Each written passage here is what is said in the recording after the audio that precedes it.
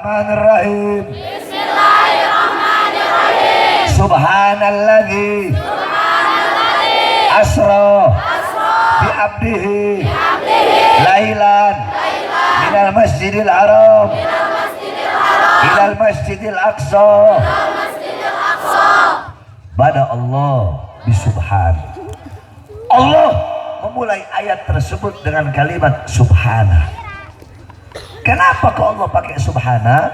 Menurut Imam Baghawi, Al-Imam Ibnu Jarir At-Tabari, Al-Imam As-Suyuti, Al-Imam Fakhruddin Ar-Razi, Al-Imam Jalaluddin Al-Mahalli, beliau mengatakan setiap ayat Quran kalau ada kata kalimat subhana berarti itu menunjukkan sesuatu peristiwa, kejadian, perintah, hal, perkara yang luar biasa, yang penting, yang mulia, yang agung. Nah, ini ayat tentang Isra Mi'raj. Allah mulai dengan subhana, berarti Isra Mi'raj bukan kejadian biasa. Kenapa? Karena Allah awali dengan kalimat subhana. Saudara-saudara, apa pengertian subhana? Apa maknanya subhana? Semua ikuti saya. Bismillahirrahmanirrahim. Bismillahirrahmanirrahim. Subhana. Bimakna tanzih. Ay al-murad tanzihullah min kulli su. Subhana bimakna bara'ah. Ay al-murad bara'ah lillah min kulli naksin. Subhana itu maknanya, pengertiannya adalah melepaskan Allah dari segala kekurangan, mensucikan Allah dari segala keburukan. Kenapa? Karena Isra Mi'raj kejadiannya nggak masuk akal. Bagaimana mungkin perjalanan yang harusnya dilalui selama berbulan-bulan, perjalanan itu dilalui hanya sebagian daripada waktu malam? Masuk akal tidak? Masuk akal tidak? Nah, karena kejadian ini tidak masuk akal, makanya Allah mulai dengan subhana untuk menanamkan dalam hati kalian keyakinan, keimanan, kepercayaan bahwasanya tidak ada yang mustahil bagi Allah. Kalau Allah nggak sanggup, kalau Allah nggak mampu memperjalankan Nabi Muhammad, maka berarti Allah punya kekurangan. Sedangkan maha suci Allah dari segala kekurangan. Faham? Subhana, faham? Terus lanjut. Subhanalladzi asra, maha suci zat yang memperjalankan.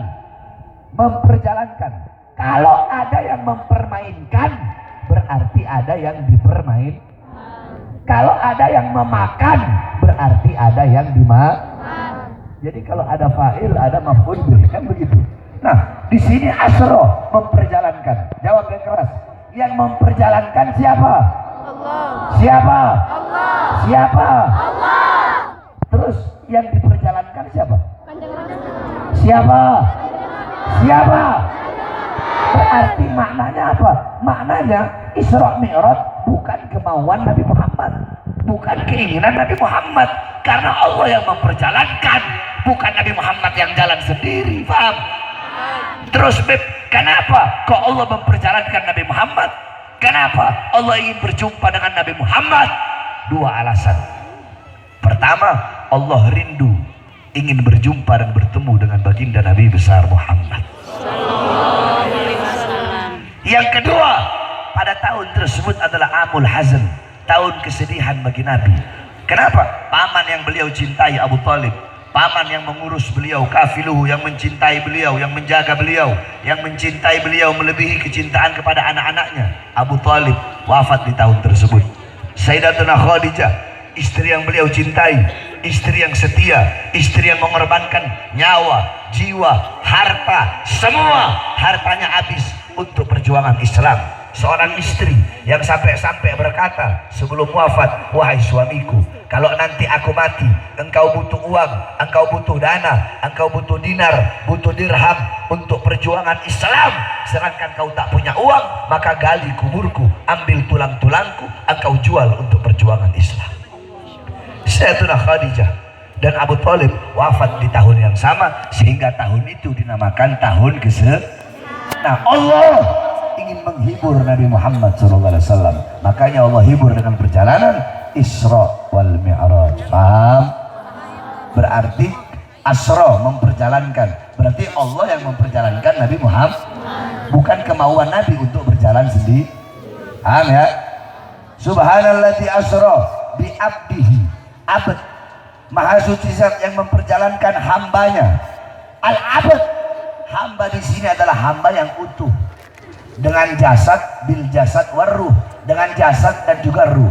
Sebab kalau Nabi Muhammad Isra Mi'raj cuma ruhnya saja, maka ayatnya begini bunyinya, subhanalladzi asra bi ruhihi.